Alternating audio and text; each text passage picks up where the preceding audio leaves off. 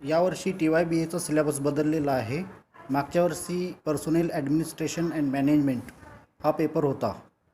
तर यावेळी Indian political thinker part 1 असा या सेमिस्टरसाठी पेपर आहे आणि पुढच्या सेमिस्टरसाठी इंडियन पॉलिटिकल थिंकर्स पार्ट 2 हा पेपर आहे. तर या 5व्या सेमिस्टरमध्ये आपल्याला 3 भारतीय राजकीय विचारवंत यांचा अभ्यास करायचा आहे. त्याच्यामध्ये दादाबाई नौरोजी, लोकमान्य टिळक आणि महात्मा गांधी यांचा समावेश आहे. पॅटर्न जो आहे तो 60-40च आहे. 60 मार्कांची विद्यापीठ एक परीक्षा घेईल तुमची या सेमिस्टरमध्ये आणि 40 मार्कांची इंटरनल टेस्ट होईल. तर त्या 40 मार्कांची इंटरनल टेस्ट जी आहे ती जशी मागच्या वर्षी होती तशीच आहे. 2 टेस्ट आणि बिहेवियर आणि प्रेझेंटीसाठी 5 mark, test number 1 10 mark, test number 2 20 mark आणि 5 मार्क प्रेझेंटी आणि 5 मार्क बिहेवियर, अशा रीतीनं 40 मार्कांची इंटरनल टेस्ट ही या सेमिस्टरसाठी होईल. यासंबंधी विद्यापीठाचे जेव्हा सूचना येतील त्यानुसार आपण त्या परीक्षेचं ऑनलाईन किंवा कसं नियोजन करायचं याची तुम्हाला सविस्तर माहिती दिली जाईल. तर या लेक्चरला आपण ब्रिटिश सत्तेचे फायदे हा टॉपिक अभ्यासणार आहे. दादाबाई नौरोजी हे मुळात मवाळमतवादी विचारवंत म्हणून ओळखले जातात. आपल्याला माहीतच असेल की भारतामध्ये जेव्हा स्वातंत्र्याचा लढा लढला जात होता त्यावेळेला सुरुवातीच्या कालावधीमध्ये मवाळ आणि जहाल असे 2 गट पडलेले होते. मवाळमतवाद्यांची भूमिका अशी होती की भारतामध्ये ब्रिटिशांची सत्ता टिकली पाहिजे काही काळ तरी आणि आपण हळूहळू त्यांच्याकडे सुधारणांची मागणी करायला हवी. एकदम ब्रिटिशांची सत्ता जर या देशातून गेली तर ते भारतासाठी नुकसानकारक ठरेल अशी मवाळमतवाद्यांची भूमिका होती. याच्या विरुद्ध जहालमतवाद्यांची भूमिका होती की त्यांना ताबडतोब ब्रिटिशांना या देशातून घालवून द्यायचं होतं आणि स्वातंत्र्य मिळवायचं होतं. मवाळमतवादी नेत्यांमध्ये दादाबाई नौरोजी यांच्यासह रानडे आणि गोपाळकृष्ण गोखले यांचा समावेश आहे. दादाबाई नौरोजी यांनी ब्रिटिश सत्तेचं समर्थन केलेलं आहे जास्त करून, तसेच टीकाही केलेली आहे. परंतु त्यांनी ब्रिटिश सत्तेचे फायदे जे आहेत ते स्पष्टपणे नमूद केलेले आहेत. सुरुवातीच्या कालावधीमध्ये त्यांनी ब्रिटिश सत्तेचे फायदे नमूद करून ब्रिटिशांची निष्ठा कायम राहिली पाहिजे याच्यावर त्यांनी भर दिलेला आहे. परंतु नंतर त्यांचा भ्रमनिरास झाला तेव्हा त्यावेळेला त्यांनी ब्रिटिशांवर टीकाही केलेली आहे. तर या टॉपिकमध्ये आपल्याला दादाबाई नौरोजी यांनी ब्रिटिश सत्तेचे असलेले जे नमूद केलेले फायदे जे आहेत त्यांचा विचार करायचा आहे. दादाबाई नौरोजी यांची अशी भूमिका होती की भारतीयांना जरी स्वयंशासनाचा अधिकार प्राप्त झाला तरी आपले ब्रिटिशांचे असलेले संबंध जे आहेत ते कायम असले पाहिजेत. कारण ब्रिटिशांनी भारतामध्ये अनेक सुधारणा आणि विकास सुरू केलेला आहे तर त्याचा लाभ भारतीयांना होईल. त्यांनी अनेक ब्रिटिश सत्तेचे फायदे नमूद केलेले आहेत. त्यामध्ये पहिला फायदा असा आहे, ब्रिटिशांनी भारतामध्ये पाश्चात्य शिक्षण पद्धतीची सुरुवात केली. ब्रिटिश येण्यापूर्वी आपल्या देशामध्ये जी शिक्षण व्यवस्था होती ती परंपरागत शिक्षण पद्धती होती. यामध्ये भारतीय संस्कृतीचा अभ्यास, घोडेबाजी, तलवारबाजी, ज्येष्ठ लोकांचा मान राखणे, तसेच देशप्रेम व राष्ट्रवाद यांचा समावेश होता. नाही बोला ना, केलं पॉज. बसा बस. ते 2 वाक्य राहिले. 2 डिपार्टमेंटला जात होते का म्हटलं ते म्हणून नाही, इथंच बसून करतोय. मी जाऊन येतो नाही का चालतंय.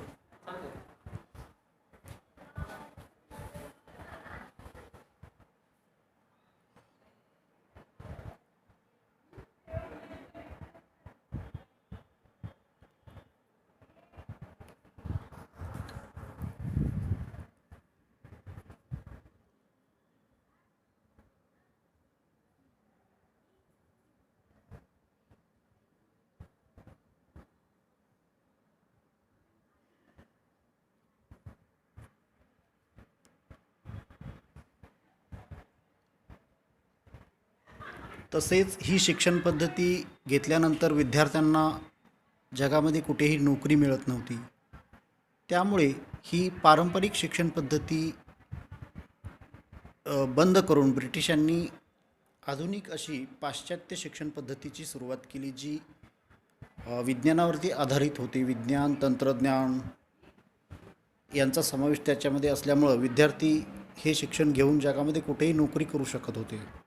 आजची जी शिक्षण पद्धती आहे ती ब्रिटिशांची देणगीच म्हणावी लागेल, कारण ही पाश्चात्य शिक्षण पद्धतीची सुरुवात इंग्रजांनी केलेली आहे. त्यामागे त्यांचा उद्देश भारतामध्ये प्रशासकीय कर्मचाऱ्यांची निर्मिती करणे हा होता. कारण ब्रिटिशांना या देशामध्ये राज्य करत असताना सर्वच कर्मचाऱ्यांना इंग्लंडमधून इथं आणणं शक्य नव्हतं. त्यामुळे इथल्याच विद्यार्थ्यांना आधुनिक अशी पाश्चात्य शिक्षण पद्धतीचं ज्ञान देऊन इथेच प्रशासकीय कर्मचाऱ्यांची निर्मिती करणं हा त्यामागं त्यांचा उद्देश होता. परंतु याचा भारतीयांना पुढे खूप फायदा झाला. ब्रिटिश असताना आणि ब्रिटिशांची सत्ता गेल्यानंतरसुद्धा ही शिक्षण पद्धती भारतामध्ये टिकून राहिली आणि तिचा उत्तरोत्तर विकास झाला. दादाबाई नौरोजींचे मत होते की या आधुनिक शिक्षण पद्धतीमुळे भारतामध्ये बेरोजगारीचं प्रमाण कमी होईल आणि भारतीयांना रोजगार मिळेल आणि दारिद्र्य दूर करायला आपल्याला मदत होईल. फायदा अशा रीतीनं हा ब्रिटिश सत्तेचा पहिला फायदा दादाबाई नौरोजी यांनी नमूद केलेला आहे.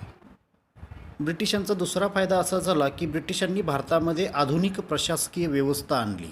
ब्रिटिश येण्यापूर्वी भारतामध्ये जी प्रशासकीय व्यवस्था होती ती जुनाट अशी पारंपरिक प्रशासकीय व्यवस्था होती आणि त्याच्यामध्ये एकवाक्यता नव्हती. भारतामध्ये 567 संस्थाने राज्य करत होती आणि त्या प्रत्येकाची प्रशासकीय व्यवस्था ही भिन्न भिन्न होती. त्यामध्ये रेकॉर्ड मेंटेन करण्याची एकच अशी कोणतीही पद्धती उपयुक्त अशी दिसून येत नव्हती. तर ही जुनी प्रशासकीय व्यवस्था इंग्रजांनी बदलून इथे आधुनिक प्रशासकीय व्यवस्थेची सुरुवात इंग्रजांनी केली. प्रत्येक खात्यामध्ये किती नोकरवर्ग असावा, त्यांची उतरण व्यवस्था कशी असावी, कोणी कोणाला आदेश द्यावेत, सरकारी खात्यामध्ये प्रत्येक विभागामध्ये आधुनिक पद्धतीनं रेकॉर्ड कसं मेंटेन करावं, हे सगळं त्यांनी आधुनिक प्रशासकीय व्यवस्थेमध्ये नमूद करून ही प्रशासकीय व्यवस्था त्यांनी या देशामध्ये सुरू केली. ब्रिटिश निघून गेल्यानंतरसुद्धा आपण ही त्यांचीच प्रशासकीय व्यवस्था आज राबवत आहोत. त्यावरून ती व्यवस्था किती उपयुक्त आहे हे आपल्याला समजतं. देशाच्या प्रगतीमध्ये प्रशासकीय व्यवस्थेचं खूप मोठं योगदान असतं. कारण राजकीय निर्णयांची अंमलबजावणी ही प्रशासन व्यवस्थेकडे असते आणि ती किती चांगल्या पद्धतीनं त्या निर्णयांची अंमलबजावणी होते यावर प्रशासकीय व्यवस्थेचं किंवा विकासाचं यश हे अवलंबून असतं. दादाबाई नौरोजींच्या मते ब्रिटिशांची ही भारताला मोठी देणगी म्हणावी लागेल. ब्रिटिश सत्तेचा तिसरा फायदा असा झाला की भारतामध्ये कायद्याचे राज्य आणले. ब्रिटिश येण्यापूर्वी भारतामध्ये कायद्याचे राज्य नव्हते. भारतामध्ये 567 संस्थानिक सत्ता राबवत होते. त्यांनी काही कायदेही केलेले होते, परंतु त्याच्यामध्ये एकवाक्यता नव्हती. तसेच कायद्यासमोर सर्व नागरिक समानसुद्धा नव्हते. राजे, महाराजे, संस्थानिक, सरदार यांना कायद्यापासून सूट होती आणि सामान्य नागरिकांसाठी वेगळे कायदे होते. यामुळे समाजामध्ये अनागोंदी, चोरी, मारामारी, दरोडे यांचं प्रमाण मोठं होतं. ब्रिटिशांची सत्ता या देशामध्ये सुरू झाल्यानंतर त्यांनी ही संपूर्ण व्यवस्था बदलली आणि एकच अशी कायद्याचे राज्य भारतामध्ये त्यांनी सुरू केले. ब्रिटिशांच्या कालावधीमध्ये असं म्हटलं जाई की काठीला सोने बांधून काशीला जावं, तुमच्या सोन्याची कोणीही चोरी करणार नाही, इतका वचक ब्रिटिशांचा होता. त्यांनी सर्व लोकांना कायद्यासमोर समान मांडले. वरिष्ठ कनिष्ठ असा भेदभाव न करता सर्व लोकांसाठी समान अशी कायदेशीर व्यवस्था त्यांनी या देशामध्ये सुरू केली. त्यामुळे चोरी, मारामारी, दरोडे, बलात्कार यांचं प्रमाण खूप कमी झालं. कारण ब्रिटिश कठोरपणे कायद्याची अंमलबजावणी करायची. ब्रिटिशांनी या देशामध्ये राज्य करत असताना अनेक महत्त्वाचे असे कायदे केलेले आहेत. त्यामध्ये 1861चा कायदा, 1909चा कायदा, 1919चा कायदा आणि 1935चा कायदा असे त्यांनी काही कायदे केलेले आहेत आणि या आधारे त्यांनी या देशाचा कारभार बघितला. 1935चा भारत सरकारचा जो कायदा आहे तो ब्रिटिशांनी केलेला अखेरचा कायदा आहे. त्यामध्ये इतक्या काही चांगल्या तरतुदी आहेत की आपल्या भारतीय राज्यघटनेमध्ये सुद्धा या 1935च्या कायद्यातील अनेक तरतुदींचा समावेश आपण केलेला आहे. दादाबाई नौरोजींच्या मते ब्रिटिश सत्तेपासून झालेला हा सर्वात मोठा फायदा आहे. ब्रिटिश सत्तेचा तिसरा फायदा, ब्रिटिशांनी भारतामध्ये रेल्वे, पूल, रस्ते व बंदरांची निर्मिती केली. अर्थातच हे करत असताना त्यामागचा त्यांचा दृष्टिकोन वेगळा होता. इंग्लंड हे उद्योगप्रधान राष्ट्र आहे. तिथे 97% कारखानदारी आहे आणि 3% लोक फक्त शेती करतात. तर त्यांच्या कारखान्यासाठी जगाच्या कानाकोपऱ्यातून त्यांना कच्च्या मालाची आवश्यकता असते. तर तो कच्चा माल बंदरापर्यंत आणण्यासाठी त्यांनी ज्या ज्या देशामध्ये राज्य केलं तिथं रेल्वे, पूल, रस्ते आणि मोठ्या बंदरांची निर्मिती केली की जेणेकरून कच्चा माल व्यवस्थितपणे त्यांना इंग्लंडपर्यंत नेता येईल आणि त्याच्यामध्ये प्रक्रिया करून त्या कच्च्या मालापासून पक्का माल तयार करून पुन्हा त्या त्या देशामध्ये पाठवता यावा, हा त्यांचा उद्देश यामागं आहे. परंतु यामुळे भारतीयांना फायदाच झाल्याचं दिसून येतं. भारताचा नाही म्हटलं तरी फार मोठ्या प्रमाणात फायदा झाला. रेल्वे, पूल, रस्ते व बंदरांची निर्मिती झाल्यामुळं देशाचा विकासात वाढ झाली. देशाची एकता आणि एकात्मता यांच्यामध्ये वाढ झाली. भारतामध्ये रेल्वेची सुरुवात ब्रिटिशांनी केली. हे करत असताना या सर्वांचा दर्जा त्यांनी कायम राखला. त्यांनी त्या काळी बांधलेले पूल, रस्ते, बंदरं इतक्या सुस्थितीत आहेत की आजही त्यांचा आपण वापर करत आहे. त्यांनी त्यांच्या फायद्यासाठी या सर्व गोष्टी केल्या, परंतु ब्रिटिश निघून गेल्यानंतर या सगळ्या गोष्टी भारतातच राहिल्या. दादाबाई नौरोजींनी ब्रिटिश सत्तेचा पुढचा फायदा सांगितला आहे की ब्रिटिशांमुळे एका प्रगत संस्कृतीशी भारताचा संबंध आला. ब्रिटिश येण्यापूर्वी भारत हे एक अत्यंत मागासलेले राष्ट्र होते. याला राष्ट्रही म्हणता येणार नाही अशी परिस्थिती होती. 360च्या वर संस्थानिक इथे राज्य करायचे. यातील काही मोजके राज्यकर्ते सोडले तर बाकीचे सगळे राज्यकर्ते जे आहेत ते त्यांच्या चैनीमध्ये गुंग होते. त्यांनी इथल्या जनतेच्या प्रगतीकडे, विकासाकडे काहीही लक्ष दिले नाही.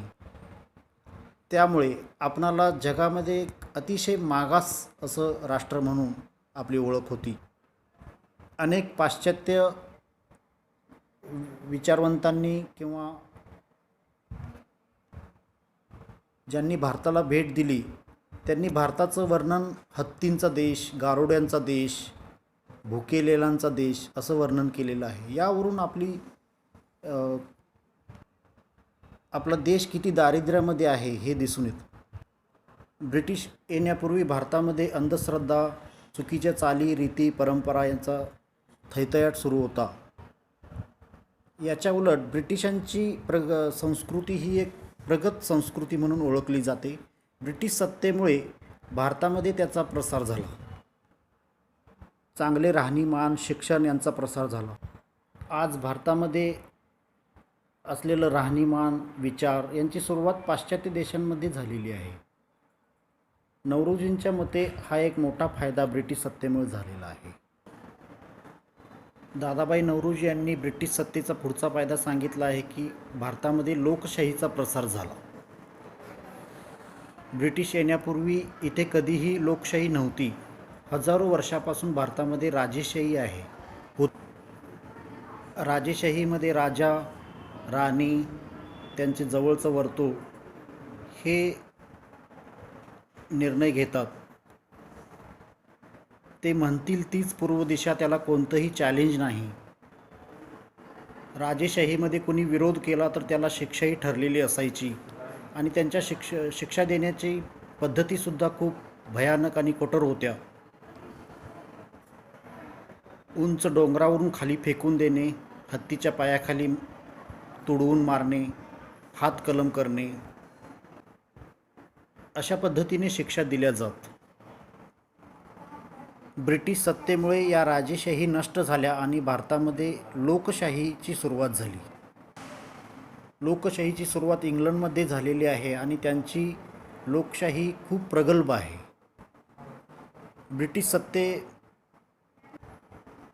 ब्रिटिशांच्या सत्तेमुळे भारतीयांना इंग्लंडमधील लोकशाहीची ओळख झाली. अर्थात ते जोपर्यंत इथं भारतामध्ये राज्य करत होते तोपर्यंत त्यांनी प्युअर पद्धतीनं लोकशाहीची अंमलबजावणी केली नाही. परंतु ब्रिटिशांचे राज्य संपल्यानंतर आपण जेव्हा आपली राज्यघटना बनवली आणि आपण शासनव्यवस्था कोणती स्वीकारायची हे जेव्हा आपण ठरवत होतो त्यावेळेला अर्थातच आपण लोकशाहीकडं आकर्षित झालो आणि लोकशाहीची भारतामध्ये सुरुवात झाली. ही एक ब्रिटिश सत्तेची देणगीच म्हणावी लागेल.